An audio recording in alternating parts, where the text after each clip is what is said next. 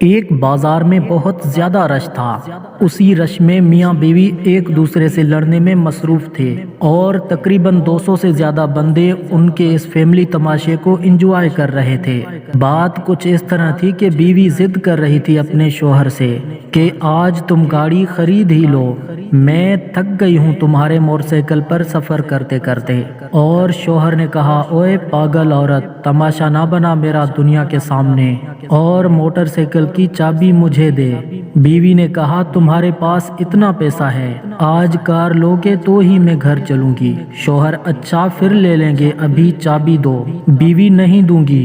شوہر، اچھا نہ دو، میں تالا ہی توڑ دیتا ہوں۔ بیوی نے کہا، توڑ دو، لیکن نہ چابی ملے گی نہ میں تمہارے ساتھ جاؤں گی۔ شوہر، اچھا پھر لے، تالا توڑنے لگا ہوں۔ جاؤ، تیری مرضی، میرے گھر نہ آنا، پھر جاؤ جاؤ، نہیں آتی تم جیسے کنجوس کے گھر۔ شوہر نے لوگوں کی مدد سے موٹر سائیکل کا تالا کھولا اور اپنے موٹر سائیکل پر بیٹھ گیا اور بولا، تم آتی ہو یا میں جاؤں؟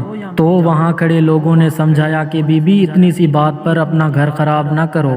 پھر اس نے اپنے شوہر سے وعدہ لیا کہ موٹر سائیکل بیچ کر جلد ہی گاڑی لے لے گا۔ پھر دونوں کی صلح ہو گئی اور دونوں چلے گئے۔ تو جناب، ٹھیک آدھے گھنٹے بعد اسی جگہ پر پھر سے مجمع لگ گیا۔